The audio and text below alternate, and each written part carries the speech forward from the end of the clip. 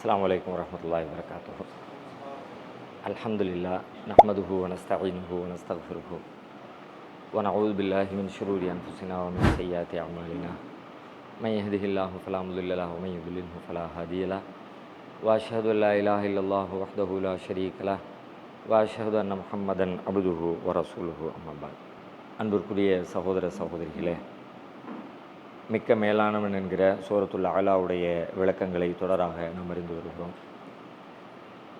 அதில் இதுவரைக்கும் துவக்கத்திலிருந்து அல்லாஹ் ஆரம்பமாக சப்பிஹிஸ்ம ரப்பிக்கல் அலா, உயர்வான இறைவனின் நாமத்தை துதிப்பீராக என்று அல்லாஹ் ஆரம்பித்தான். தஸ்பீஹ் செய்யுங்கன்ற கட்டளையோட சூரத்துல் அலா ஆரம்பமாச்சு. பிறகு அந்த கட்டளைக்கான காரணங்களை விளக்கம். அல்லதி ஹலக்க ஃபசவ்வா, அவன் படைத்தான் சீரமைத்தான்.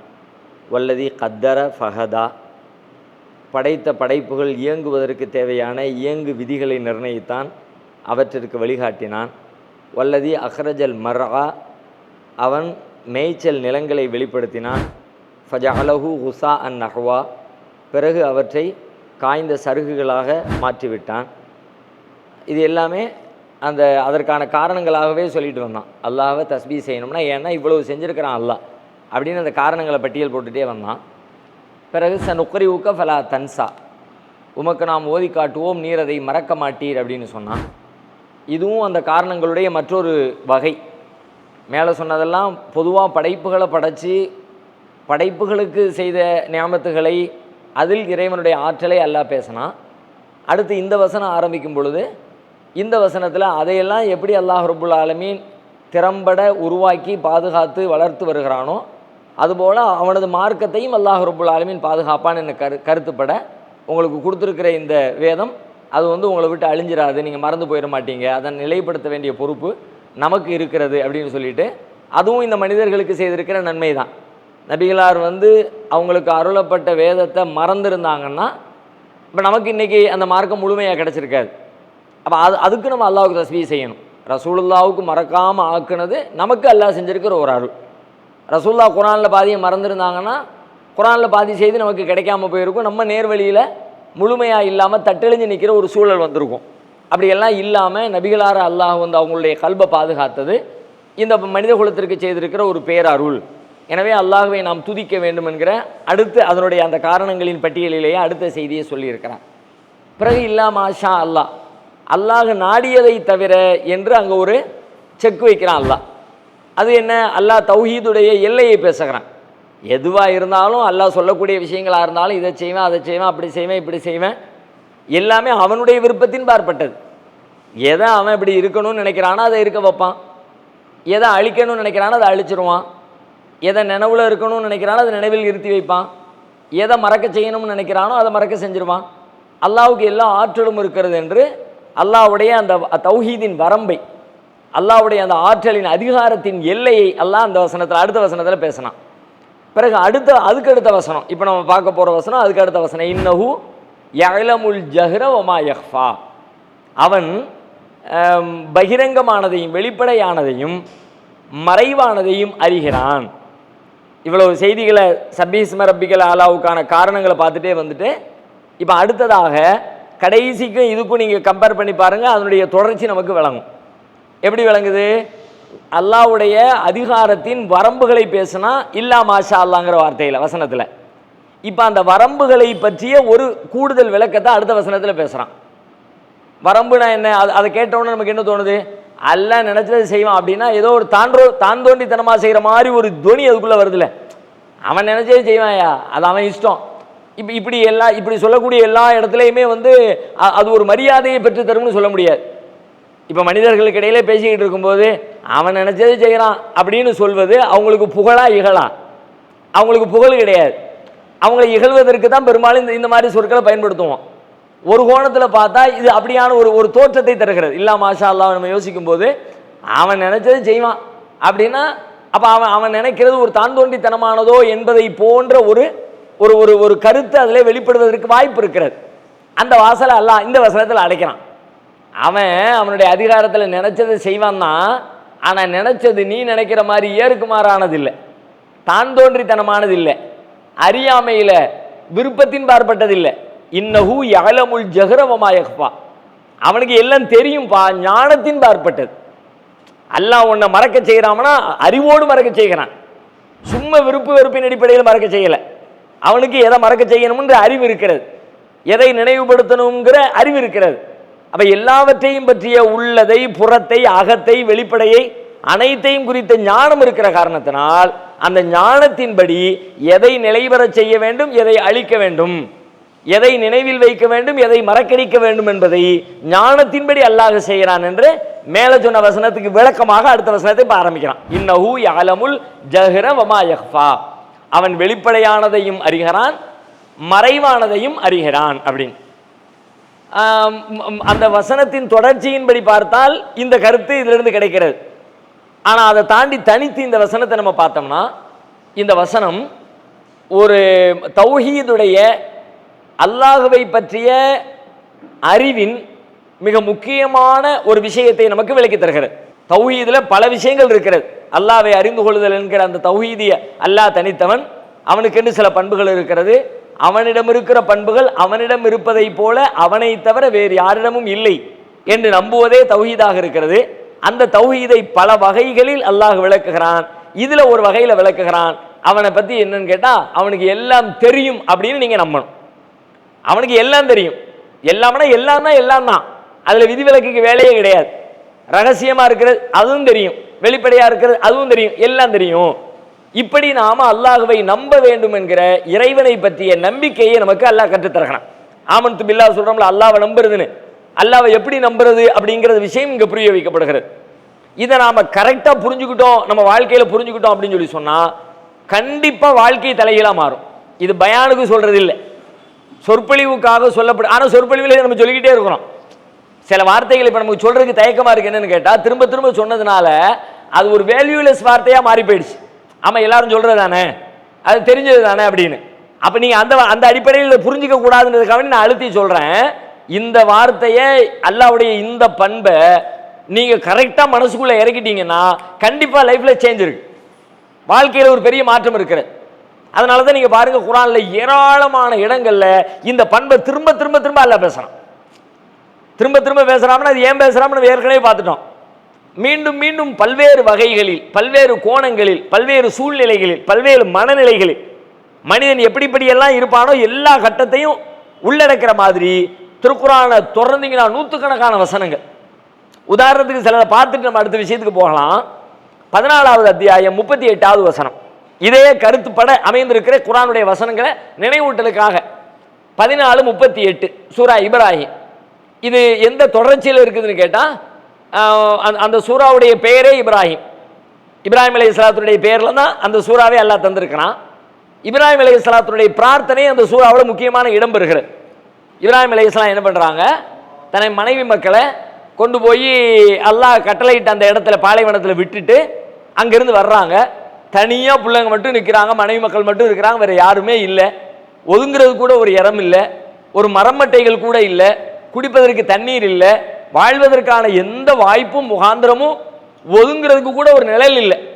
அப்படியே ஓப்பன் பிளேஸில் கொண்டு விட்டுட்டு வர்றாங்க.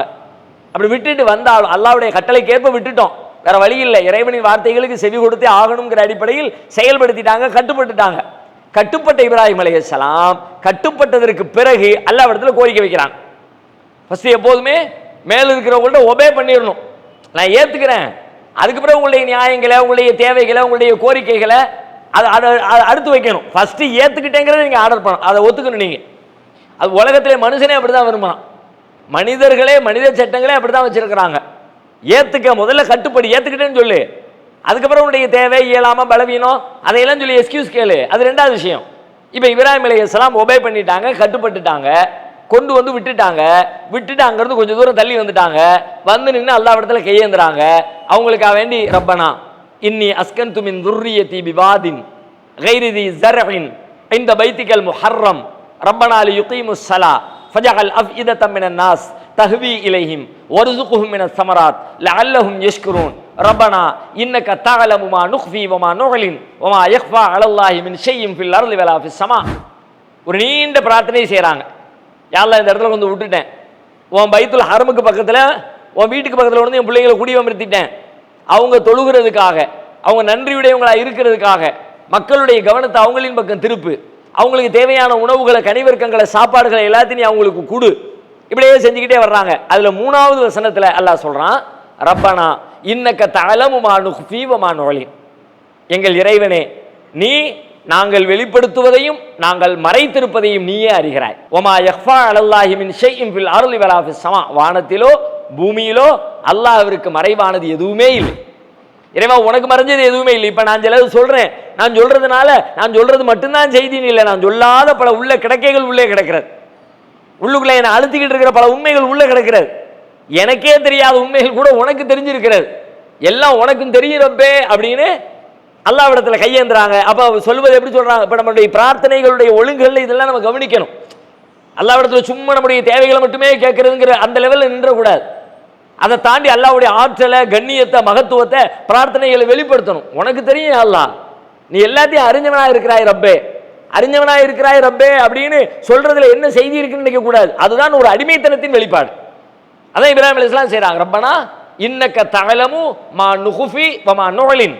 நாங்கள் எதை வெளிப்படுத்துகிறோம், நாங்கள் எதை மறைத்து வைத்திருக்கிறோம், எல்லாம் உனக்கு தெரியும் ரப்பே. அதனால எங்களுடைய தேவைகளை அறிந்து நீ எங்களுக்கு உதவி செய்வாயாக அப்படின்னு அவங்க பிரார்த்திக்கிறாங்க. அப்ப அல்லாஹ் அனைத்தையும் அறிந்தவன் என்கிற, எல்லாவற்றையும் அவன் தெரிந்திருக்கிறான் என்கிற இந்த பண்பை இந்த வசனத்தின் வழியாக அல்லாஹ் நமக்கு கற்றுத்தருகிறான். 6வது அத்தியாயம் 59வது வசனம் ரொம்ப அற்புதமான வசனம். அல்லாஹ்வுடைய இந்த பண்பை நமக்கு விளக்கி தருவதில் ரொம்ப செய்திகளை ரத்தின சுருக்கமா உள்ளடக்கி சொல்லக்கூடிய ஒரு அற்புதமான ஒரு வசனம். ஒருத்தர் வாசிச்சா நல்லா இருக்கும்னு நினைக்கிறேன். 6:59.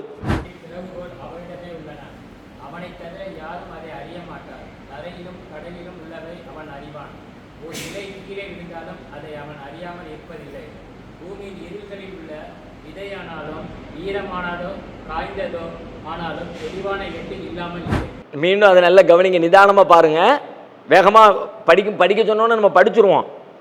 திரும்ப சொல்லுங்கன்னு சொல்லி சொன்னா இப்ப திரும்ப நம்ம பார்க்க வேண்டியது இருக்கும். அதனால ஆல்ரெடி நம்ம திரும்ப பார்த்துருவோம். அதுல என்ன வருது? வஇந்தஹு மஃபாத்திஹுல் கைப். மறைவானவற்றின் திறவுகோல்கள் அவனிடமே இருக்கின்றன. மறைவானவற்றின் திறவுகோல் அப்படின்னு கூட சொல்லல, மிஃப்தாஹ் சாவின்னு கூட சொல்லல, சாவிகள் பன்மையாக சொல்லுகிறான். வஇந்தஹு மஃபாத்திஹுல் கைப். மறைவானவற்றின் திறவுகோல்கள் அவனிடமே இருக்கின்றன. வஇந்தஹு மஃபாத்திஹுல் கைப் லா யஅலமுஹா இல்லாஹு.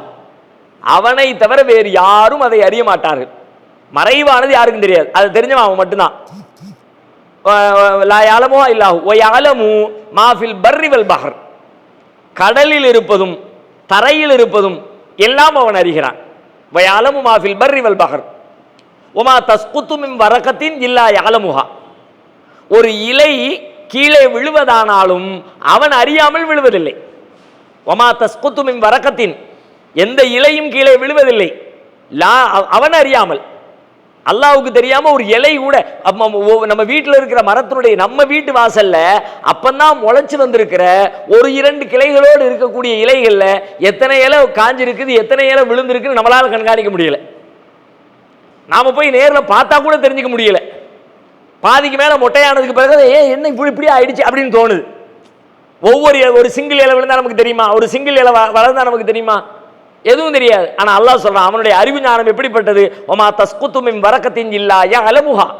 ஒரு இலை கீழே விழுவதானாலும் அவன் அறியாமல் எதுவும் விழுவதில்லை. வ யஅலமு வலா ஹப்பத்தின் ஃபீ லுலுமாத்தில் அருள். பூமியின் இருள்களுக்குள் இருக்கிற விதை கூட அவன் அறியாமல் எதுவும் இல்லை. பூமியின் இருள்களுக்குள் இடையில் சிக்கி கிடக்கிற விதைகள் அவன் அறியாமல் எதுவும் இல்லை. வலா ரத்துபின் வலா யாபிசின். காய்ந்ததோ பசுமையானதோ இல்லா ஃபீ கிதாபின் முபீன். தெளிவான அவனது பதிவேட்டிலே இல்லாமல் எதுவுமே இல்லை. எவ்வளவு அற்புதமா அல்லாஹ் சொல்ல. அல்லாஹ்வுக்கு எல்லாம் தெரியும். எல்லாம் ஒரு வார்த்தையிலே முடிஞ்சு போச்சுங்க. அல்லாஹ்வுக்கு எல்லாம் தெரியும். வல்லாஹு பிகுல்லி ஷைஇன் அலீம். அல்லாஹ் அனைத்தையுமே அறிந்தவனாக இருக்கிறான். இந்த ஒரு வசனத்துல முடிக்க முடியாதா? இதெல்லாம் உள்ளுக்குள்ள அடங்கித்தானே இருக்கு. எல்லாம் என்கிற சொல்லுக்குள்ள விதை இருக்குது, அது உள்ளுக்குள்ள காஞ்சது இருக்கு, அதுக்குள்ள பச்சை இருக்குது, அதுக்குள்ள வெளிப்படை இருக்குது, அதுக்குள்ள ரகசியம் இருக்குது, அதுல இலை விழுறது இருக்குது, அதுல மறைவானது இருக்குது. நீங்க என்னத்தை எல்லாம் சொன்னாலும் எல்லாமே எதுக்குள்ள இருக்கு? வல்லாஹு பிகுல்லி ஷைஇன் அலீம். அல்லாஹ் அனைத்தையும் அறிந்தவனாக இருக்கிறான் என்ற சொல்லுக்குள்ள இது எல்லாம் இருக்கிறது. ஆனா திரும்ப எதுக்கு இப்படி பேசுறான்? தம்பி இது நீ நினைக்கிற மாதிரி சாதாரண விஷயம் இல்லப்பா. இதை மட்டும் நீ கரெக்டா பிராக்டிஸ் பண்ணி ஒரு பயிற்சி எடுத்து நீ கொஞ்ச நாள் அந்த லெவலுக்கு வந்துட்ட, அல்லாவுக்கு தெரியுது அல்லாவுக்கு தெரியுது அல்லாவுக்கு தெரியுது அப்படின்னு ஒவ்வொரு டயத்திலையும் எல்லாம் அல்லாவுக்கு தெரியுதுங்கிறத மனசுக்குள்ள கொண்டு வர்ற ஒரு உணர்வு உனக்குள்ள வந்துருச்சு. நீ டோட்டல் வேற, நீ வேற ஆள், அதுக்கு முந்தி வேற அதுக்கு பிந்தி வேற. அப்படி நம்ம மாறணுன்றதுக்காகத்தான் இப்படி சின்ன பிள்ளைங்க சொன்ன மாதிரி சொல்றான். உண்மையில சொல்ல போனா இது அறிவு படைத்த வளர்ந்த பெரிய மனிதர்களுக்கு தேவையற்றதுன்னு தான் சொல்லணும். நம்ம வாழ்க்கையில் அப்படித்தான் மற்ற விஷயங்கள் அப்படித்தான் பண்றோம். எல்லா விஷயங்களையும் இப்படி எல்லாம் பெரியவங்களுக்கு சொன்னோம்னா தெரியாத பார்த்து ஒருக்கு சொன்னா போதாதாமோ, ஒருக்கு சொன்னா போதும், இப்படி சொன்னா தெரியாதா, இப்படி வளர்க்கணுமா, அவர் வர வேண்டும் இவர் வர வேண்டும், குடும்பத்தோடு எல்லாம் வாங்கணும் போதாதாப்பா, அண்ணன் நீங்க வந்துருங்க, அக்கா நீங்க வந்துருங்க, தம்பி நீங்க வந்துருங்க, தங்கச்சி நீங்க வந்துருங்க, எல்லாரும் வாங்கன்னு சொன்னா போதாதாமோ, எதுக்கு தேவையில்லாம இப்படி நீட்டி முழங்குறேன்னு கேட்போம். சாதாரணமா பெரிய மனிதர்களாக இருக்கிற நாம தேவையற்ற வார்த்தைகளை தவிர்க்கணுங்கிறோம். வளவலான்னு பேசுறா பிடிக்கலங்கிறோம். படைச்ச ரப்புல் ஆலமீன் ஒரு வார்த்தையில் அடக்க முடியும், அந்த வார்த்தையும் பேசுறான், அதையும் பல தடவை பேசுறான். எல்லாரும் வா எல்லாருவான்னு கூப்பிடுற மாதிரி அல்லாவுக்கு எல்லாம் தெரியும் எல்லாம் தெரியும் எல்லாம் அதுவும் நிறைய பேசுறான். தனித்தனியா தனித்தனியா தனித்தனியா இதுவும் தெரியும் இதுவும் தெரியும் இதுவும் தெரியும் இதுவும் தெரியும் நம்ம மனசுல ஆழமா பதிய வைக்கிறான்ல. அடுத்து பாருங்க 67வது அத்தியாயம் 13, 14 அதுல அல்லாஹ் சொல்றான். அதுல 2வது வசனத்துல அருமையான ஒரு கேள்வி வேற இருக்கிறது. வசிர்ரு கௌலக்கும் அவிஜ்ஹரு பிஹி, உங்க சப்தத்தை நீங்க பேசுற பேச்ச ரகசியமாக்குங்க அல்லது பகிரங்கமாக்குங்க. வசிர்ரு கௌலக்கும் அவிஜ்ஹரு பிஹி, உங்களுடைய சப்தத்தை பேச்சை நீங்கள் ரகசியமாக்குங்கள் அல்லது பகிரங்கமாக்குங்கள். வசிர்ரு கௌலக்கும் அவிஜ்ஹரு இன்னஹு அலீமும் பிதாத்தி சுதூர், அவன் உள்ளங்களில் உள்ளதை அறியக்கூடியவனாக இருக்கிறான். உள்ளதான வெளியே வர போது ஆல்ரெடி அவன் ரூட் காஸ்ல அங்க என்ன இருக்கு அவனுக்கு தெரியும். இன்னஹு அலீமும் பிதாத்தி சுதூர், அவன் உள்ளங்களில் உள்ளதை அறிகிறவனாக இருக்கிறான். சொல்லிட்டு அடுத்து கேட்கிறான் பாருங்க, அலா யஅலமு மன் ஹலக், படைச்சவனுக்கு தெரியாதா ராசா? வீடுகளில் குழந்தைங்க பேசும்போது உன்னை பெத்த விடாம அம்மா எனக்கு தெரியாதா? பிள்ளைங்களுடைய முகக்குரிய வச்சு என்னமோ மாதிரி நம்ம பண்ணிட்டு வந்திருக்கான், அவன் நிற்கிற நிலையே சரியில்லை அப்படின்னு சின்ன குழந்தை பிறந்த குழந்தைய கூட அது எதுக்கு இப்படி முழிக்குது, அது எதுக்கு இப்படி அழுவுது அப்படின்னு அம்மாவுக்கு தெரியுது இல்ல. இவன் பெத்தவதான், என் புள்ள எதுக்கு இப்ப அழுவுது, அவன் பாலுக்கு அழுவுதாங்கிறான். அதே மாதிரி இன்னொருக்கு அழுவும் போது நம்ம நினைப்போம் பாலுக்கு அழுகுறான் போல இருக்குன்னு. சேச்சா இல்ல இல்ல, அவன் தூக்கத்துக்கு அழுகுறான்.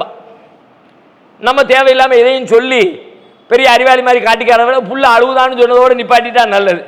ஏன் 3வது தடவை ஒன்று தூக்கத்துக்காக இருக்கும், இல்லாட்டி பாலுக்காக இருக்கும், பசிக்காக இருக்கும் அப்படின்னு நம்ம நினைப்போம்.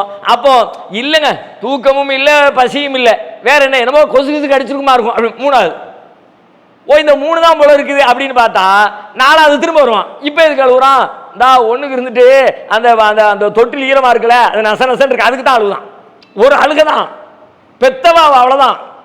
வேற என்ன? அந்த தாய்க்கும் பிள்ளைக்கு என்ன, வயிற்றுக்குள்ள இருந்த வந்திருக்குது, குழந்தைய அப்சர்வ் பண்ணிக்கிட்டே இருக்கா, கவனிச்சுக்கிட்டே இருக்கா, பார்த்துக்கிட்டே இருக்கிறான். என் பிள்ளை என் பிள்ளை என் பிள்ளைன்னு பிறந்ததுல இருந்து பார்க்கிறான். அப்போ அந்த பிள்ளைகளுடைய நடவடிக்கைகளை வைத்தே அவளால் அறிந்து கொள்ள முடியுதுன்னா, வயிற்றுக்குள்ள இருந்து வெளியே வந்த உனக்கே புள்ள இது கழுவுதான் அது கழுவுதான் அது கழுவுதான்னு அழுகையை வச்சு பேதப்படுத்த முடியுதுன்னா, நான் படைச்சவன்டா, அலா யஅலமுமன் ஹலக், படைச்சவனுக்கு தெரியாதா? சொல்லிட்டு அடுத்து சொல்றான் பாருங்க, வஹுவல் லத்தீஃபுல் ஹபீர், அவன் நுட்பமானவன், அனைத்தையும் அறிந்தவன், அவனுக்கு எல்லாம் ரொம்ப தெளிவா தெரியும்பா. இது வெறும் சொற்களாக கடந்து போவதற்கு அல்ல, இதுக்கு தனியா நீங்க பயிற்சி எடுத்தாவன். வெறும் தகவலா கேட்டா இந்த தகவல் உங்களுக்கு புதிய தகவலா? இப்ப நம்ம பேசிக்கிட்டு இருக்கிற இந்த விஷயம் அல்லாஹ் மறைவானதை அறிவான், எல்லாம் அல்லாஹ்வுக்கு தெரியும் அப்படிங்கிறது இந்த வயசுல உட்கார்ந்துருக்க நமக்கு இப்ப தான் முதலையே கேட்கிறோமா? 100 தடவை 1000 தடவை கேட்டிருப்போம். ஆனாலும் நம்ம பிராக்டிஸ் பண்ணல, கேட்டுட்டோம். அதுக்கு என்ன பயிற்சி, எப்படி பயிற்சி எடுக்கிறது, அதுக்கு என்ன வேலை செய்யறது, அந்த வேலையை செய்யல. இவ்வளவு தூரம் அல்லாஹ் நீட்டி முழங்குறான், அப்ப எவ்வளவு முக்கியமான விஷயமா இருக்கும். அடுத்து பாருங்க 50வது அத்தியாயம் 16வது வசனம், சூரா காஃப் 50:16, வலகது கலக்கனல் இன்சான், மனிதனை நாம் படைத்தோம், வநஅலமு மா துவஸ்விசு பிஹி நஃப்ஸு, அவனது உள்ளத்திலே எழக்கூடிய ஊசலாட்டங்களை நாம் அறிவோம். அந்த அரபி மொழியில இருக்கிற சில சொற்கள் அந்த அந்த சொல்லின் ஓசையே சில நேரங்களில் அந்த சொல்லின் கருத்தை வெளிப்படுத்தும். இதுல வருது பாத்தீங்களா, மா துவஸ்விசு பிஹி நஃப்ஸு, அரபு மொழி அந்த அரபில் உள்ள வார்த்தையை பாருங்க. வநஅலமு நாம் அறிவோம், மா துவஸ்விசு பிஹி நஃப்ஸு, அவனது நஃப்ஸிலே எழக்கூடிய வஸ்வசா, தமிழ்ல சொல்ற மாதிரி கிசு கிசுமம்ல, அப்படி அப்படி உள்ளுக்குள்ள வந்துட்டு போறது லைட்டா, அது ரொம்ப தெளிவான அப்படியான விஷயம் இல்லை, பட்டும் படாம அப்படியே, அதுக்கு தான் கிசு கிசுன்னு தமிழ்ல வச்சிருக்கான், அரபியில வசுவசான வச்சிருக்கான். மா துவஸ்விசு பிஹி நஃப்சு, உள்ளங்களில் எழக்கூடிய வஸ்வாசுகளை நாம் அறியக்கூடியவர்களாக இருக்கிறோம் என்று அல்லாஹ் ரப்பல் ஆலமீன் 50:16 சொல்கிறான். அடுத்து பாருங்க 17 வநஹ்னு அக்ரபு இலைஹி மின் ஹப்லில் வரீத், நாம் பிடரி நரம்பை விட அவனுக்கு அருகில் இருக்கிறோம். உனக்கு ரொம்ப பக்கத்துல நான் இருக்கிறப்பா. எந்த அளவுக்கு பக்கம்? உனக்கு பக்கத்துல, உனக்கு பக்கத்துல கூட கூடாது, நீதான் நீ. ஆனா நீ உனக்கு எங்க இருக்கியோ அதை விட பக்கத்துல நான் இருக்கேன். ஆக்சுவலி அது எப்படி சொல்றதுன்னே தெரியல. எனக்கு நான் எங்க இருக்கிறேன், நான் தான் இங்க இருக்கிறேன். எனக்கு நான் எங்க இருக்கிறேன்னு கேள்வி கேட்டா புரியவே மாட்டேங்குது. எனக்கு நான் எங்க இருக்கிறேன்னு கேட்டா, நான் சேர்ல இருக்கேன், நான் பள்ளியாசல்ல இருக்கேன், நான் திருச்சியில இருக்கேன், நான் பாலக்கரையில் இருக்கேன், இப்படிதான் சொல்ல முடியுமே தவிர எனக்கு அல்லாஹ் சொல்றான் நீ உனக்கு எங்க இருக்கிற அதை விட நெருக்கத்துல உனக்கு நான் இருக்கிறேன். வநஹ்னு அக்ரபு இலைஹி மின் ஹப்லில் வரீத். அதை இன்னும் அழகா இன்னொரு வசனத்துல சொல்ல பாருங்க, 20வது அத்தியாயம் 7வது வசனம். அதை புரிஞ்சுக்கிற மாதிரி, எனக்கு என்ன விட அப்படின்னா எனக்கு நான் தானே, என்ன விட நெருக்கமா இன்னொருத்தர் எப்படி இருக்க முடியும்? அதை விளக்குறான் பாருங்க. வயின் தஜ்ஹர் பில் கவுல் 20:7. வயின் தஜ்ஹர் பில் கவுல், உங்க சப்தத்தை நீங்க பகிரங்கமாக்கினாலும், உங்க பேச்சை நீங்க வெளிப்படையா பேசினாலும் எல்லாம் அவனுக்கு தெரியும். ஃபைன்னஹு யஅலமு சிர்ர வ அக்ஃபா, அவன் ரகசியத்தையும் அறிகிறான், அவன் ரகசியத்தையும் அறிகிறான். அடுத்து என்ன இருக்கு? ஆமா, ரகசியம் தானங்க மறைவானது. நமக்கு தெரிஞ்சதுல மறைவானது ரகசியமா இருந்தா மறைவாயிடுச்சு. ரகசியமா இருக்குப்பா, யாருக்குமே தெரியல, மறைவு தானே அது. யாழமும் சில ரகசியம் தெரியும்னு சொன்னா புரியுது. ரகசியம் தெரிகிறது, இன்னும் ரகசியமும் தெரியுது. அப்போ ரகசியத்தை வச்சிருக்கிறவனுக்கே அவனுக்கே தெரியாத இன்னும் பல ரகசியங்கள் அவனுக்குள்ள இருக்கு. இப்ப எனக்குள்ள ஒரு செய்தி இருக்கு, உங்களுக்கு எல்லாம் தெரியாது, அது ரகசியம். சரியா? இப்போ எனக்குள்ள என்ன இருக்குன்னே கண்டுபிடிக்க முடியாத பல செய்திகள் இன்னும் இப்ப எனக்குள்ள இருக்கிற, அடுத்த செகண்ட் வெளிப்படும், அடுத்த நொடி அது வெளிப்படும், எனக்குள்ள வெளிப்படும். எனக்குள்ள என் கவனத்திற்கு வருகிறது, என் கவனத்துக்கு வருகிற பொழுது வெளி கவனத்துக்கு வராமல் தடுக்கிறேன். ரகசியம் ஆயிடுச்சு, எனக்கு தெரிஞ்சிருச்சு. பார்ட்டி அப்படி தெரிஞ்ச உடனே அது ரகசியம், தெரிஞ்சிருச்சுன்னா ரகசியம். ஏன் அதை நான் வெளியாட்டையும் சொல்லலை, அதனால ரகசியம். எனக்கு ஒன்று தெரிஞ்சிருச்சு, இந்த தெரிஞ்ச செய்தியை உங்களுக்கு நான் ஓபன் பண்ணல, எனவே இந்த செய்தி ரகசியம். இந்த செய்தி இந்த செகண்ட்ல தெரிகிறதுக்கு முந்தின செகண்ட் எனக்கு தெரியுமா? எனக்கு தெரியாது இல்ல. அப்ப ரகசியத்துக்கும் உள்ளுக்குள்ள இன்னொரு இடம் இருக்கு, அது அவனுக்கு தெரியும். அடுத்த செகண்ட்ல எனக்கு என்ன ரகசியம் தெரியும், அந்த ரகசியம் அவனுக்கு தெரியும், ஆனால் அந்த ரகசியம் எனக்கு தெரியாது. இப்ப பாருங்க, எனக்கு என்னை விட நெருக்கத்தில் என் இறைவன் இருக்கிறானா? என்னை பத்தி நான் என்ன புரிஞ்சுக்கிறேனோ, நான் என்ன தெரிஞ்சுக்கிறேனோ அதை விட அதிகமா என் இறைவனுக்கும் தெரியும். எவ்வளவு பெரிய அறிவு அவனுடைய அறிவு, சாதாரண அறிவு அல்ல. அறிகிறான் அறிகிறான் அறிகிறான், மொட்டையா எல்லாத்துக்கும் தெரியும் அப்படின்னு கடந்து போயிடக்கூடாது. உட்கார்ந்து சிந்திச்சு மண்டையில இறக்கணும். அல்லாஹ் ரப்பல் ஆலமீன் எல்லாம் தெரியுது தெரியுதுங்கிறத உள்ள இறக்குறதுக்கு தான் இதையெல்லாம் சொல்றான். அல்ல 40வது அத்தியாயம் 19 சொல்றான், யஅலமு ஹாயினத்தல் அயுனி வ மா துக்ஃபி சுதூர், கண்களின் மோசடிகளை அவன் அறிகிறான். மனிதர்களின் மோசடி தெரிகிறது, கண்களின் மோசடி, அதுலயும் நிறைய மோசடி வேலைகள்லாம் நடக்குது.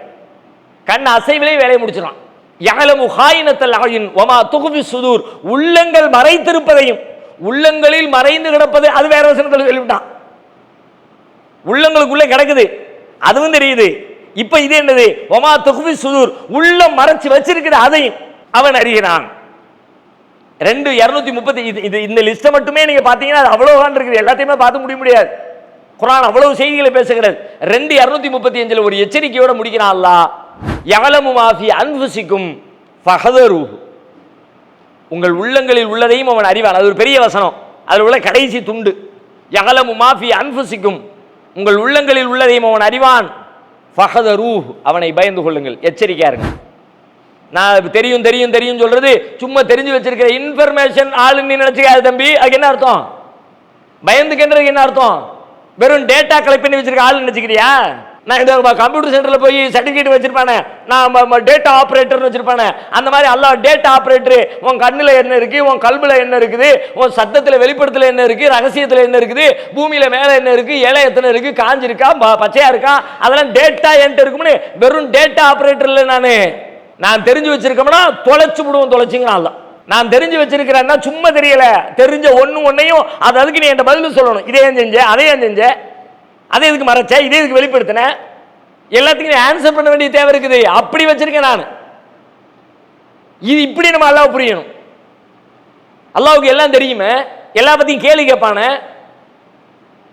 இப்ப நம்ம இப்படி அல்லாஹ்வை யோசிக்க ஆரம்பிச்சோம் அப்படின்னா நம்ம மனசுல எல்லா கட்டத்திலையும் எல்லாமே எதுவுமே மறையாம அல்லாஹ்வுக்கு தெரியும்னு நீங்க அப்படியே திங்க் பண்ணி உள்ளத்துக்குள்ள அந்த சாரை இறக்குனீங்கன்னா உங்க வாழ்க்கையில பல கட்டங்கள்ல உங்களையும் அறியாமல் ஒரு பேர் ஆற்றல் உங்களுக்குள்ள பெருகும். நான் ஒரு காரியத்தை செய்ய போறேன், அல்லாஹ் எனக்கு கட்டளையிட்டு ஒரு காரியத்தை நான் செய்ய போறேன், செய்ய முடியல, திணறேன்.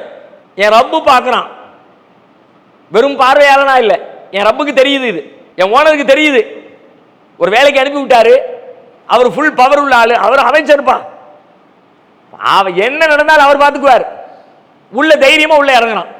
எதுக்கு என்ன ஆனாலும் அவர் பார்த்துக்குவார்ப்பா. ஜெயிலுக்கே போனாலும் அவர் வெளியே கொண்டு வந்துருவார்ப்பா. போலீஸ்ல பிடிச்சி உள்ள வச்சாலும் எஃப்ஐஆர் காலி பண்ணி தூக்கிட்டு வந்துருவார்ப்பா. அவருக்கு கெப்பாசிட்டி இருக்குப்பா. அப்படிங்கும் போது ஒரு தெனாவட்டு வரும் பார்த்தீங்களா, இந்த அல்ற செல்ற ரவுடிஸ் எல்லாம் ஆட்டம் போடுறது பார்த்திருக்கீங்களா? இந்த ஆட்டத்தின் பின்னணியில் என்ன பேக்ரவுண்ட் வலுவா இருக்குன்னு அர்த்தம். பேக்ரவுண்ட்ல இருக்கிற ஆளு பெரிய கையே, அவர் முதலமைச்சர்கிட்ட போன போட்டு பேசிடுவார்ல, அப்படிங்கிற மாதிரி ஒரு பெரிய கை இருந்துச்சுன்னா அவனையும் அறியாமல் ஒரு தில்லு, ஒரு தெனாவட்டு, ஒரு திமிரு வந்து உட்காருத. இப்போ நீங்க ஒரு காரியத்தை செய்ய போறீங்க, அவன் கட்டளையிட்ட காரியம் சரியான காரியம், அந்த காரியத்தை செய்ய போகும்போது இடைஞ்சல் வருது, இடையூறு வருது, சிக்கல் வருது. எப்படி வரும் உங்களுக்கு தெம்பு? எல்லாம் கணக்குல இருக்கு. அவன் பாப்பா உதவி, அவன் அந்த அறிவு இருக்க, அந்த அறிவு வெறும் பார்வையாளராக இருக்கிற அறிவு இல்லை, பார்த்து கண்காணிச்சு தேவையான மாற்றங்களை செஞ்சு உதவி செய்யும் போது உதவி செஞ்சு அடிக்க வேண்டிய அடிச்சு எதிரியை காலி பண்ணும்போது காலி பண்ணி எல்லா ஹெல்ப்பும் பண்ணக்கூடிய பேர் ஆற்றல் படைத்த அல்லாஹ் இதை பார்த்து கொண்டிருக்கிறான் அப்படின்னு நினைச்சா காரியத்தை செய்யும் போது எப்படி இருக்கும்? மனசுல நம்மையும் அறியாமல் ஒரு தெம்பு, ஒரு புத்துணர்வு. நபிமார்களுடைய வரலாறுகளை எல்லாம் பார்த்து மெயின்ஸில் எடுத்து போறோம். எப்படிப்பா இந்த கட்டத்தில் ஒரு மனுஷன் இப்படி இருந்தாரு? வேற ஒண்ணுமே இல்லை, என் ரப்பு பார்த்துக்கிட்டு இருக்கான்ல. ரசூலுல்லாஹ்வுடைய குகை பயணத்தை எடுத்துங்க. மதீனா பயணத்துல சவுர் கோயில உட்கார்ந்துட்டாங்க. அந்த நேரம் சிலிர்கால மனிதன் இருக்க முடியாது. ஐயோ வந்துட்டானே, வரும், கண்டிப்பா வரும், இயல்பான மனிதனுக்கு வரும். சாதாரண நம்மள இருந்தா அப்படி பாட்டு சூழல்ல எப்படியாவது தப்பிச்சு போயிடணும்டா அப்படின்னு வந்து நிம்மதியா அப்படின்னு இப்படி தலையை கண்ணை மேல தூக்கி பார்த்தா மேல இருந்து பார்க்கலாம். தம்பி எப்படி இருக்கும்? கிட்டத்தட்ட ரசூலா அப்படித்தான். அபூபக்கர் சித்திக் அதையும் சொல்றாங்க. வந்துட்டாங்களே. இப்ப ரசூலா அபூபக்கரை பார்த்து கேட்கிறாங்க, மாலன்னு கே அபூபக்கர், என்ன நினைச்சிட்டு இருக்கீங்க? ஆனா ஒரு மனுஷனுக்கு இப்படி ஒரு கட்டத்தில் இப்படி ஒரு பயன் பண்ண முடியுமா? அப்படியே மெசேஜ் சொல்றதா இருந்தா கூட அப்படித்தானே, ஏன்னா அந்த நேரம் அப்படித்தானே. இப்ப ரசூலுல்லாஹ்வுடைய கேரக்டர் பாருங்க, பெரிய எப்படி ஒரு அசாத்திய மனிதராக ரசூலுல்லாஹ் இருந்திருக்கிறாங்க. அவங்க பதறிக்கிட்டு கேள்வி கேட்க இப்ப ரசூலுல்லாஹ்வுடைய எதிர் ஆக்ஷன் எப்படி இருக்குது? மாலன்னுக்கு அபூபக்கர், அபூபக்கரே என்ன நினைச்சிட்டு இருக்கீங்க? இதைத்தான் நினைக்கிறேன், வந்துட்டான் கண்ணுக்கு முன்னாடி நினைக்கிறேன், காலு தெரியுது, குனிஞ்சு பார்த்தா மாட்டிக்குவோம், அதைத்தான் நினைக்கிறேன். இதை ஒரு பெருசா திரும்ப விளக்கணுமா? நம்ம கூட உட்காந்துருக்க யாராவது இப்படி ஒருத்தன் கேட்டாம்னா விளக்கண்ண ஆரம்பிச்சுட்டாயா, கடுப்பும் கோபமும் வருவதற்கு வாய்ப்பு இருக்கிறது. ஏன்னா சூழல் அப்படி.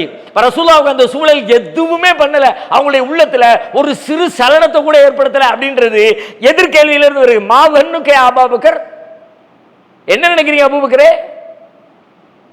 நம்ம ரெண்டு பேரும் நினைக்கிறீங்களா? நம்ம ரெண்டு பேருக்கு நினைக்கிறா? அல்லாஹ் சாலிசுமா, மூணாவது அல்லாஹ் இருக்கிறான். இதுதான் அல்லாஹ் குர்ஆன்ல சொல்றான். இது யகூலு லி ஸாஹிபிஹி லா தஹஸன் இன்னல்லாஹ மஅனா. அவர் குகையிலே தன் தோழரிடத்திலே சொன்னாரே, லா தஹஸன், கவலைப்படாதீரும், அல்லாஹ் நம்மோடு இருக்கிறான் என்று சொன்னாரே, அந்த நேரத்திலே அல்லாஹ் உதவி செஞ்சான். அப்ப இந்த மாதிரி தருணத்துல அல்லாஹ் இருக்கிறாங்கிறத கொண்டு வரணும் உள்ளுக்குள்ள. இயல்பா வருமா? வராது. நம்மளா தான் கயிறு கட்டி இழுக்கணும், தானா வராது, வர வைக்கணும். அதுக்கு சின்ன சின்னதா சின்ன வேலைகள்ல இருந்து ஆரம்பிக்கணும், அற்பமான காரியங்கள்ல ஆரம்பிக்கணும், டெய்லி ஒரு சின்ன பயிற்சியை கொடுக்கணும். அப்படி கல்புக்கு நம்ம சின்ன சின்ன பயிற்சியை கொடுக்க ஆரம்பிச்சோம்னா இதை நோக்கி அப்படியே டெய்லி டெய்லி டெய்லி கொஞ்சம் கொஞ்சமா மூவ் ஆகி போய்கிட்டே இருக்கலாம். ஒரு பெரிய தெம்பு வரும், ஒரு ஆறுதல் வரும்.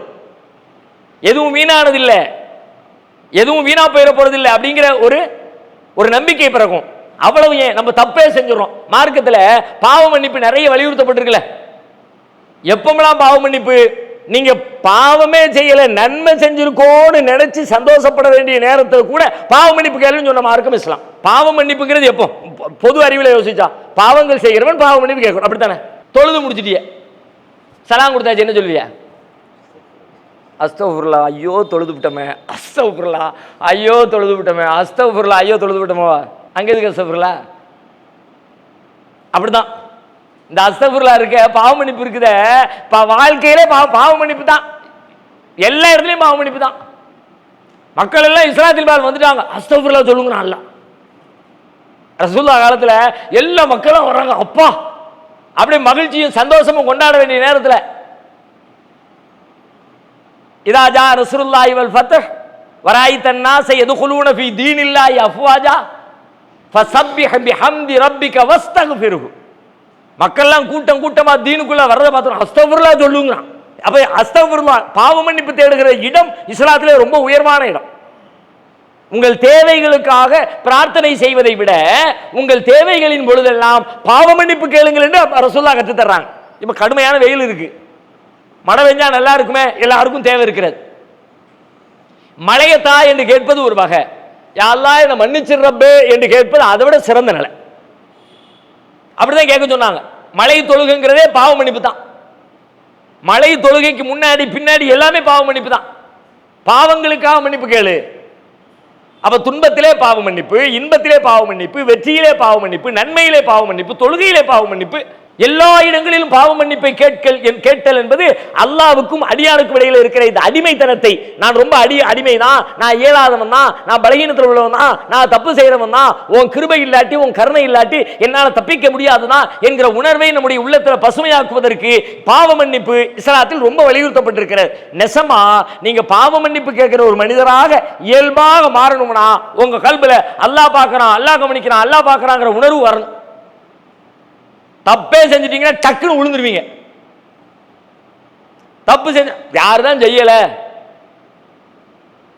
செய்யல அப்படின்னா அப்ப அல்லாஹ் பார்க்கறாங்கிறது அந்த இடத்துல நீங்க மறந்துட்டீங்கன்னு அர்த்தம். யாருதான் செய்யலைன்னா திமிரு வருதுன்னு அர்த்தம். பாவங்கள்ல தீமைகள்ல ஐயோ தப்பு செஞ்சு அல்லாஹ்வுக்கு தெரியுமே, அல்லாஹ் மன்னிச்சிடும், அவனுக்கு தெரிஞ்சிருச்சு, டக்குன்னு சண்டை அடைஞ்சிரும்.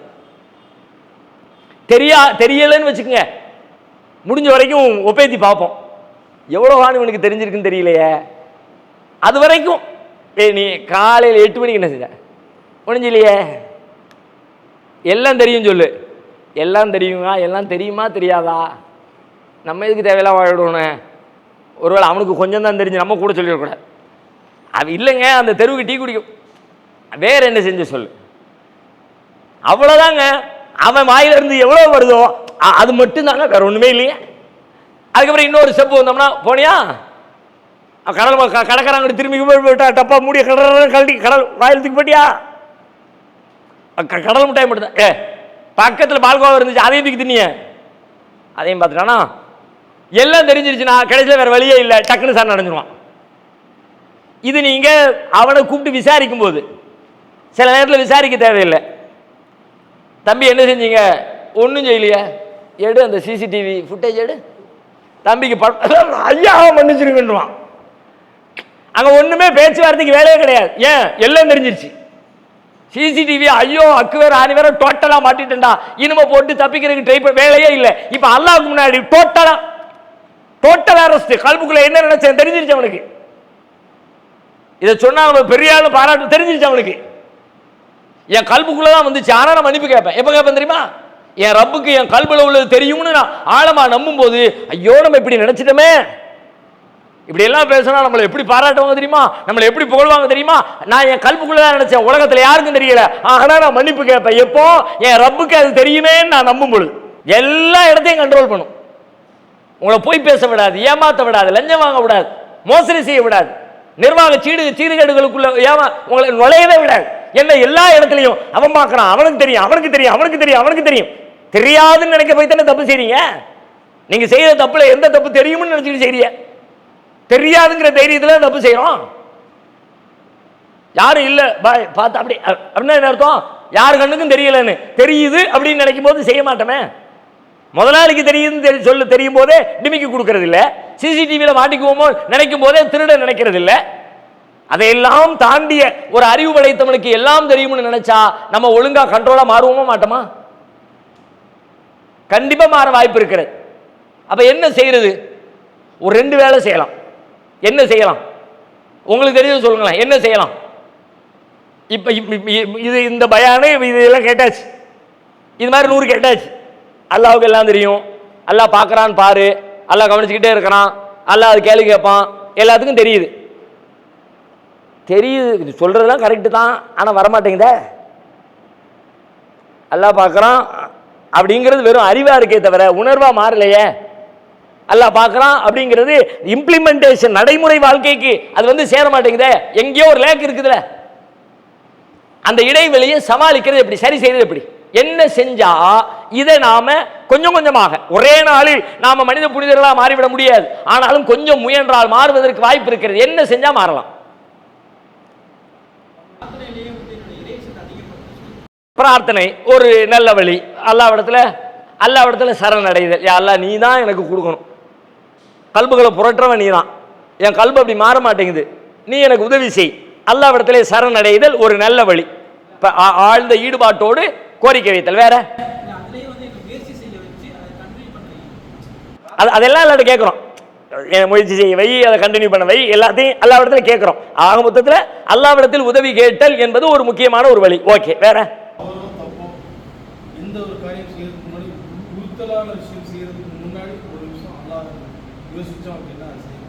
கிட்டத்தட்ட செய்ய மாட்டோம் தான். நீங்க சொல்றது ஓகே தான். ஏதாவது மனசுக்குள்ள உறுத்தல் வந்துச்சுன்னா அந்த உறுத்தலை மீறி போய் தான் தப்பு செய்ய ஆரம்பிப்போம். உறுத்தல் நேரத்திலேயே கொஞ்சம் கவனிச்சிட்டோம்னா தப்புல இருந்து நம்ம மீண்டு விட வாய்ப்பு இருக்கிறது. ஆனால் இதை எப்படி ஒரு பயிற்சியாக மாத்துறது?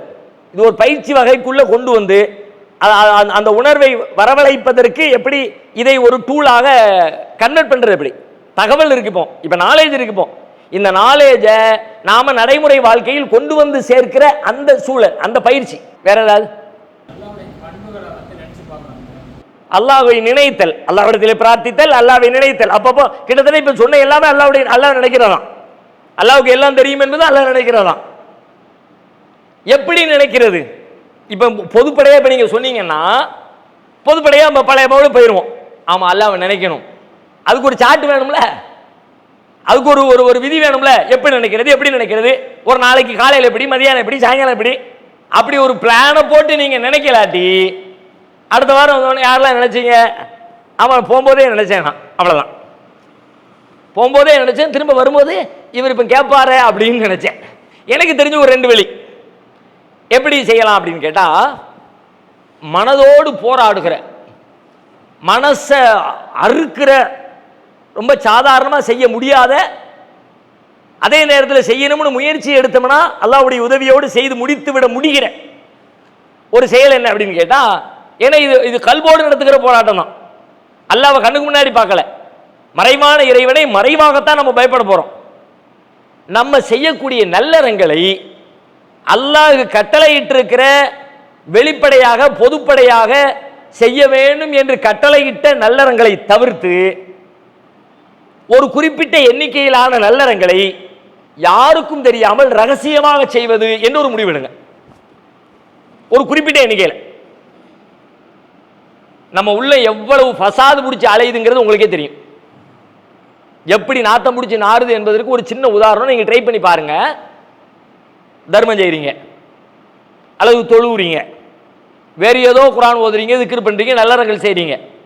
நீங்கள் செய்கிற நன்மைகளை யாரு கண்ணையும் பற்றக்கூடாதுப்பான்னு பிளான் பண்ணுங்க. அப்படி ஏதாவது ஒரு 2 நன்மை. ஒன்று தொழுகையா இருக்கலாம், இரவு நேர தொழுகை, யாருக்கும் தெரியாம ரகசியமா அல்லாஹ்விடத்தில் ஒரு 3 மணி 4 மணிக்கு எந்திரிச்சு உட்காந்து தொழுகிறது. சைத்தான் அவ்வளவு எளிதாக விட மாட்டான். நான் தூங்குறது வைக்கிறதெல்லாம் சொல்ல வரல, நீங்க முழிச்சிருவீங்க, தொழுகைக்கெல்லாம் ஆயத்தமாயிருவீங்க. ஆனா யாரு கண்ணையும் படாம எப்படி அது ஏன் அப்படி தொழுது முடிக்கும் போதே வீட்டுக்காரி எஞ்சிட மாட்டாளா?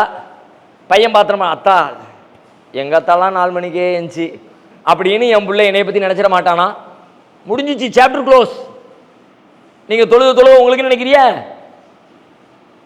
அவ்வளோதான், கழுவி ஊற்றிட்டு கிச்சனில் சிங்கில் ஊற்றிட்டு போயிட வேண்டியதான். அல்லாஹ் மறுமையில் சொல்லுவான்ல, தம்பி யாருக்கு தொழுத? உன் பிள்ளை உன் ஜாதியோ குடும்பத்தில் அக்கம் பக்கத்தில் தெரிஞ்சவங்க, அவரெல்லாம் கரெக்டாக இருப்பாரியா அப்படின்னு சொல்லணுன்ற வேண்டி செஞ்சீங்க. அது மாதிரி சொல்லிட்டாங்க, சாப்டர் க்ளோஸ்ன்றுவான். அந்த எண்ணம் வரும், அதையும் அடித்து சமாளிச்சு ஒருக்க வருதா உடனே தொழுகை விடக்கூடாது. அடுத்த தடவை இந்த எண்ணம் வராமல் நான் தொழுவேன் அப்படின்னு முயற்சி எடுங்க. அப்படி எண்ணம் வந்தால் உடனே அல்லாஹ்வுடைய பாதுகாப்பு தேடுவேன் முயற்சி எடுங்க. அல்லாஹ் இப்படி என் கல்புக்குள்ள கல்பின் நடமாட்டங்களை கவனியுங்கள். உள்ளத்தின் நடமாட்டங்களை உள்ளத்துக்குள்ள உள்ளத்துடைய வஸ்வாசுகளை அவன் அறிகிறான்ங்கிற மாதிரி உங்க உள்ளத்துல வர்ற வஸ்வாச நீங்க கவனிங்க. கவனிச்சு அதுக்கு தகுந்த மாதிரி ஒரு பிளான் போட்டு ரகசியமாக்குங்க. உள்ளத்தோடு நடத்துகிற போராட்டத்துல இதை விட ஒரு பெரும் போராட்டம் எதுவுமே இருக்க முடியாது. தேவையானவருக்கு உதவி செய்றீங்க, காதுங்காது வச்ச மாதிரி வாங்குறவருக்கு கூட தெரியக்கூடாது, நம்ம தான் கொடுத்தவங்க இருக்கணும். இப்படி ஒரு முடிவு எடுங்க. செய்ய முடியுமான்னு பாருங்க. முதல்ல விடமாட்டான் செய்தான். நம்ம தான் குறைஞ்சபட்சம் அவராவது எனக்கு நன்றி செலுத்தணும். பார்த்துக்கப்பா, காசு சும்மா இல்லை, 1 லட்சம் ரூபா என்ன மரத்தில் காய்க்குது, கஷ்டப்பட்டு சம்பாதிச்சது தான், வீணாக்கிறாத. ஏன்னா இவருக்கு தான் காசுடைய அருமை தெரிஞ்ச மாதிரி, இவர்கிட்ட பணத்தை வாங்குறவருக்கு அந்த அருமையே தெரியாத மாதிரி, எல்லா பேருக்கும் காசுடைய அருமை தெரியத்தான் செய்யுது. அதையெல்லாம் அந்த அந்த உள்ள இருக்கிற அந்த கர்வத்தின் அந்த அந்த ரியா என்கிற முகஸ்துதியின் வெளிப்பாடு இப்படி வார்த்தைகளில் வெளிப்படும். தனிமையில் யாரும் அறியாத வகையில் நல்லறங்களை செய்யும். முயற்சி எடுக்கலாம் இன்ஷா அல்லாஹ். தொடர்ந்து செய்யுங்க. அப்போ உங்களுக்கு வரும், அல்லாஹ் பார்க்கறாங்கிற அவன் கவனத்தை தவிர வேற யாருக்கு நான் செய்யலன்னு வருமே, அதான் வாழ்க்கை. 4 மணிக்கு எந்திரிச்சு தஹஜ்ஜுதுல டெய்லி அல்லாஹ்வோடு உரையாடிட்டீங்க, அவன் பார்த்தான். யாருக்கு நான் சொல்லுவேன்? அவனுக்கு தான். மனைவிக்கு தொழல, பிள்ளைக்கு தொழல, ஊருக்கு தொழல, எவனுக்கும் தொழல, நான் செஞ்சது முழுக்க முழுக்க என் ரப்புக்கு தான் அப்படின்னா அன்னைக்கு முழுக்க உங்களுக்கு ரிஃப்ளெக்ட் ஆகும். தொடர்ந்து இந்த பயிற்சியை கொடுத்துக்கிட்டே இருங்க. அவன் திருப்திக்காக, அவன் திருப்திக்காக, அவன் திருப்திக்காக, வேற யார் திருப்தியும் இல்லை. ஆனா வரும், வந்த உடனே பரிசுத்தப்படுத்திடணும். வராதுன்னு நான் சொல்ல வரல, பரிசுத்தமான கல்போடு இருப்பீங்க. அப்படியெல்லாம் வந்துருச்சுன்னா ஐயா அடப்பாவி இப்படியா நினைச்சேன் அப்படின்னு நான் சொல்ல வரல. நானே அப்படி நினைப்பேன் தான். ஆனா நான் அல்லாஹ்ட்ட மன்னிப்பு கேட்டு பாதுகாப்பு தேடிக்குவேன். 1. 2வது, ஏதாவது ஒரு நேரம், ஒரு சிறிய நேரம், குறைந்த நேரம் சும்மா உட்காருங்க. எப்படி உட்காருங்க? இப்போ நான் உட்கார்ந்துருக்கேன், இப்போ என் கைகள் இப்படி இருக்கு, நான் திக்ரு செய்கிறேன் அல்லது ஏதோ ஒன்று சிந்திக்கிறேன், அப்படி பார்க்குறேன், இதை என் ரப்பு பார்த்துக்கிட்டு இருக்கிறான் அப்படின்னு ஒரு 5 நிமிடம் தனியாக உட்கார்ந்துருக்கேன். நான் கூட்டத்தோடு கூட இருக்கலாம், பிரச்சனை இல்லை, ஏன்னா கல்போடு தான் உரையாட போறீங்க. இப்போ நான் உட்கார்ந்துருக்கேன், இந்த ஸ்டைலில், இந்த உணர்வு, இந்த சிந்தனை, இந்த வேலை எல்லாத்தையும் என் ரப்பு பார்க்குறான், என் ரப்பு பார்க்குறான், என் ரப்பு கவனிக்கிறான், என் ரப்பு கவனிக்கிறான். அதனால என் கல்புக்குள்ள தேவையில்லாத சிந்தனைகள் வந்துடக்கூடாது. டைரக்டா அவன் பார்வை உள்ளத்துக்குள்ள தான் இருக்குது, உள்ளத்துக்குள்ள கெட்ட எண்ணங்கள் எதுவும் வந்துடக்கூடாது. என்னுடைய செயல்களையும் கவனிக்கிறான், என் கல்பையும் கவனிக்கிறான் அப்படின்னு ஒரு 5 நிமிட நேரம் இடைவெளி இல்லாமல் அவனுடைய பார்வை என் மேல விழுந்துகிட்டே இருக்குது. என் காதுல, என் மூக்குல, என் வாயில, என் இதயத்துல, என் கையில, காலில, கண்ணுல, முடியல, ஒவ்வொன்றிலையும் என் ரப்புடைய பார்வை விழுது விழுது விழுது விழுது விழுது. இப்படியாக ஒரு 5 நிமிடம் தொடர்ந்து அந்த உணர்வை உள்ளத்துக்குள்ள பசுமையா வைங்க. 24 மணி நேரம் வைங்கன்னு சொல்லல. இப்படி ஒரு 5 நிமிஷம் நீங்க வேல்யூவா உள்ளுக்குள்ள அல்லாஹ்வுடைய பார்வை விழுதுங்கிறத உள்ள இறக்கிட்டீங்கன்னா அடுத்து பல மணி நேரங்களுக்கு அந்த சார்ஜ் நிற்கும். செய்யலாமா இன்ஷா அல்லாஹ்? முயற்சி எடுப்போம். அல்லாஹ் ரப்புல் ஆலமீன் நம்மை அவனுடைய கண்காணிப்பிலேயே நம்மை வைத்திருக்கிறான் என்ற உணர்வை நம்முடைய உள்ளத்துல அல்லாஹ் பசுமைப்படுத்தி தந்தருள் புரிவானாக. அப்படின்றதோட இந்த வசனத்துக்குரிய விளக்கத்தை நம்ம நிறைவு செய்வோம் இன்ஷா அல்லாஹ். அடுத்த வாரம் அடுத்த வசனம் யஸ்ஸிருக்கலில் யுஸ்ரா, ரொம்ப அற்புதமான ஒரு அழகான உலகத்தினுடைய சமநிலை குறித்து பேசுகிற நாம எடுக்கிற இந்த முயற்சிகள் எல்லாம் சிறப்பாகவும் சீராகவும் செய்து முடிப்பதற்கான ஆற்றல் எங்கிருந்து கிடைக்கிறது, எப்படி கிடைக்கிறது, என்ன வழியில் கிடைக்கிறது என்பதையெல்லாம் இதை சொல்லிட்டு அதுக்கான அடுத்து அது எப்படி கிடைக்கும் உனக்கு அப்படிங்கிற விஷயத்திற்கான ஒரு வழிமுறைகளை அடுத்த வசனத்தில் அல்லாஹ் பேசுகிறான். வரக்கூடிய வாரத்தில் அது சம்பந்தமாக பார்க்கலாம் இன்ஷா அல்லாஹ்.